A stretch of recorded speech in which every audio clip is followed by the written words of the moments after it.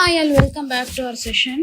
Saturday Sunday எல்லாருமே IBPS PO prelims வந்து எழுதிட்டு வந்திருப்பீங்க. ஸோ கொஸ்டின்ஸோட ரேஞ்சஸ் பார்க்குறப்போ எப்படி இருந்துச்சு அப்படின்னா, ஒரு மாடரேட் லெவல் ஆஃப் கொஸ்டின்ஸ் தான் கொடுத்துருந்தாங்க அப்படிங்கிற மாதிரி தான் ஸ்டூடெண்ட்ஸ் ஃபீட்பேக் கொடுத்துருந்தாங்க. ஸோ எந்த செக்ஷனுமே ஈஸி அப்படிங்கிற கேட்டகரியில் வரல, ஸோ மாடரேட் டு டிஃபிகல்ட் அப்படிங்கிற கேட்டகரியில் தான் கொஸ்டின்ஸ் இருந்துச்சு அப்படிங்கிற மாதிரி தான் சொல்லியிருந்தாங்க. ஸோ இப்படி இருக்கக்கூடிய இந்த கொஸ்டின் பேப்பருக்கு என்ன மாதிரியான கட் ஆஃப் இருக்கலாம், எவ்வளோ கொஸ்டின்ஸ் நீங்கள் அட்டன் பண்ணியிருந்தீங்க அப்படின்னா மெயின்ஸ்க்கு தைரியமாக உட்காந்து படிக்கலாம் அப்படிங்கிற மாதிரியான ஒரு டீட்டெயில்டு அனாலிசிஸ் வீடியோவை இந்த ஒரு பர்டிகுலர் கண்டென்ட்லேருந்து என்ன பண்ணலாம், நம்ம லேர்ன் பண்ணிக்கலாம். ஸோ ஃபர்ஸ்ட் பார்த்தோம் அப்படின்னா எந்த மாதிரியான ப்ரிடிக்ஷன்ஸ் எல்லாமே எக்ஸ்பர்ட்ஸ் வந்து கொடுக்குறாங்க based on the category wise அப்படின்னு சொல்லி கொடுத்துருக்குறாங்க. என்ன அப்படின்னு சொல்லி பார்த்தோம்னா, அவுட் ஆஃப் 100க்கு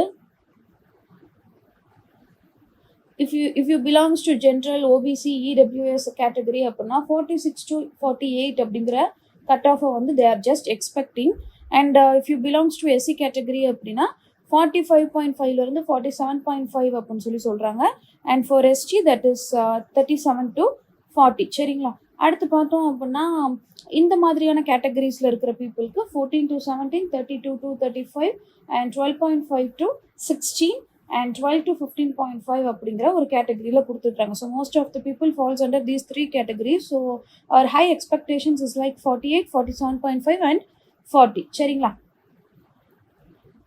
ஸோ இந்த எஸ்டிமேட் எல்லாமே எதுபடி இருக்குது அப்படின்னா recent analysis and also based on the level of the exams, ஓகேவா, அண்ட் கேண்டிடேட்டோட பெர்ஃபார்மன்ஸ், வேகன்சி டேட்டா, இது எல்லாத்தையுமே பேஸ் பண்ணி இந்த ஒரு எஸ்டிமேட்டை வந்து க்ரியேட் பண்ணியிருக்கிறாங்க. ஸோ இந்த மாதிரியான எஸ்டிமேட்டில் வச்சு பார்க்குறப்போ எந்த மாதிரி எக்ஸ்பெக்ட் பண்ணுறாங்க அப்படின்னா, லாஸ்ட் இயரை விட இந்த இயர் கொஞ்சம் கட் ஆஃப் எல்லாமே ஹையர் எக்ஸ்பெக்டேஷன்ஸில் தான் இருக்குது because based on the new year estimates. So general category அப்படின்னா 60லேருந்து 62 வரைக்கும் yes we can expect. And for OBC category 58 to 60 வந்து நம்ம எக்ஸ்பெக்ட் பண்ணலாம். அண்ட் எஸ்சி கேட்டகரி பார்த்தோம் அப்படின்னா 52 to 54 வந்து நம்ம எக்ஸ்பெக்ட் பண்ணலாம்.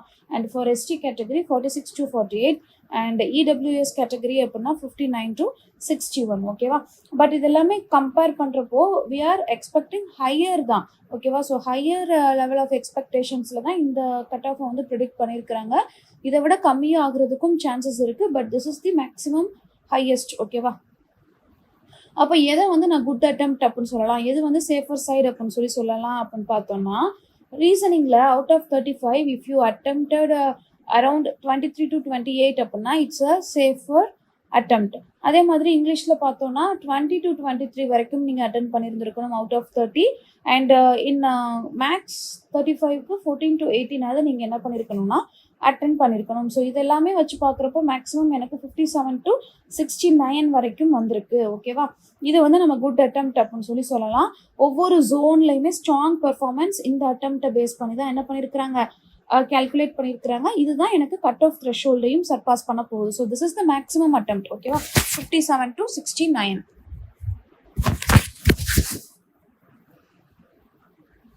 ஸோ நீங்கள் ஒரு 60 to 65 கொஸ்டின்ஸ் வரைக்கும் அட்டன் பண்ணி கரெக்டாக அட்டன் பண்ணியிருக்கிறீங்க அப்படின்னா உங்களோட ஸ்கோர் எப்படி வரும் அப்படின்னா, நார்மலைசேஷன் மூலமாக ஜென்ரல் கேட்டகரிக்கு 46 to 48 அப்படிங்கிற அந்த ரேஞ்சை வந்து என்ன செஞ்சிடும் அப்படின்னா எனக்கு கொண்டு வந்துடும். சரிங்களா? அப்போது இதில் நார்மலைசேஷனும் எனக்கு ப்ளே பண்ணும். ஸோ எப்படி நமக்கு கட் ஆஃப் கால்குலேட் பண்ணுறாங்க அப்படிங்கிறத தாண்டி இவ்வளோ கொஸ்டின்ஸை நீங்கள் கரெக்டாக போட்டிருந்தாலே போதுமானது. சரிங்களா?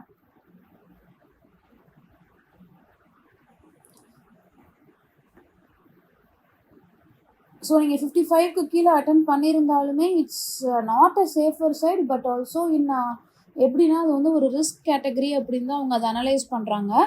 ஸோ ரிசர்வ்டு கேட்டகரிக்குள்ளேயும் நம்ம என்ன பண்ணிக்கலாம் அப்படின்னா வந்துக்கலாம், ஓகேவா? ஸோ ஃபார் ப்ரிலிம்ஸ் அப்படிங்கிறப்ப நமக்கு ரிசர்வேஷன்லாம் எதுவுமே இல்லை. If you attempted nearly 60 to 65 questions correctly அப்படின்னா you can easily prepare for the mains exam. தைரியமாக என்ன பண்ணலாம் அப்படின்னா மெயின்ஸ் எக்ஸாம் படிக்கிறதுக்கு நீங்கள் வரலாம். அப்போ மெயின்ஸ் அப்படிங்கிறப்போ என்ன பண்ணிக்கலாம் அப்படின்னா, நமக்கு ப்ரிலிம்ஸோட ஸ்கோர் எதுவுமே நமக்கு மெயின்ஸ்க்கு தேவையில்லை. மெயின்ஸ்க்கு நம்ம ஃப்ரெஷ்ஷாக தான் படிக்க போகிறோம். So prelims is just a qualifying paper தான். எஸ்டிமேட்டட் ஸ்கோரை வச்சு நீங்கள் என்ன பண்ணிக்கலாம் அப்படின்னா எந்த மாதிரியான இடத்துலலாம் நம்மளால் கரெக்டாக அட்டெம்ப்ட் பண்ண முடியுது, எதுலலாம் நெகட்டிவ் மார்க்கிங் வருது அப்படின்னு சொல்லி இந்த ப்ரிலிம்ஸை நீங்கள் ஒரு ஐடியாவாக வச்சுக்கிட்டு மெயின்ஸ்க்கு நீங்கள் ப்ரிப்பேர் பண்ண ஆரம்பிச்சிடலாம். சரிங்களா? இருக்கக்கூடிய எல்லா கேட்டகரி ஆஃப் கொஸ்டின்ஸையும் நீங்கள் வந்து தரவாக ப்ரிப்பேர் பண்ணால் தான் மெயின்ஸை வந்து நீங்கள் பாஸ் பண்ண முடியும். ப்ரிலிம்ஸே டஃப்பாக கேட்குறாங்க அப்படிங்கிற பட்சத்தில் மெயின்ஸ்லாம் சொல்லவே வேண்டாம். மெயின்ஸ் வந்து ஆல்வேஸ் டஃப்பாக தான் இருக்கும் நமக்கு. ஸோ எந்த அளவுக்கு ஸ்ட்ராங்காக ப்ரிப்பேர் பண்ணணும் அப்படிங்கிறத நம்ம பார்த்துக்கணும். சரிங்களா? ஸோ எக்ஸ்பெக்டட் கட் ஆஃப் அப்படின்னு சொல்லி பார்த்தப்போ நீங்கள் ஒரு கொஸ்டின் 60 கொஸ்டின்ஸ் வரைக்கும் நீங்கள் அட்டன் பண்ணியிருக்கிறீங்க அப்படின்னா 60 to 65 கொஸ்டின்ஸ் நீங்கள் கரெக்டாக அட்டன் பண்ணியிருக்கேன் அப்படிங்கிற மாதிரி தைரியம் இருந்துச்சு அப்படின்னா நீங்கள் என்ன பண்ணலாம், தைரியமாக உட்காந்து மெயின்ஸ்க்கு படிக்க ஆரம்பிச்சிடலாம். ஸோ 60 கொஸ்டின்ஸ் வந்து as of now கரெக்டாக போட்டிருந்தோம் அப்படின்னா yes you can qualify for mains, and also you can start preparing for the mains examination. ஓகேவா? ஸோ 60 கொஸ்டின்ஸ் போட்டிருந்தோம் அப்படின்னா என்ன பண்ணலாம், தைரியமாக உட்காந்து மெயின்ஸ்க்கு படிக்கலாம். இல்லை எனக்கு ஸ்லாட்ஸ் எல்லாமே ரொம்ப டஃப்பாக இருந்தது, ஃபார் எக்ஸாம்பிள் 4th ஷிஃப்ட் எல்லாம் ரொம்பவே டஃப்பாக இருந்துச்சு அப்படின்னு சொல்கிறாங்க.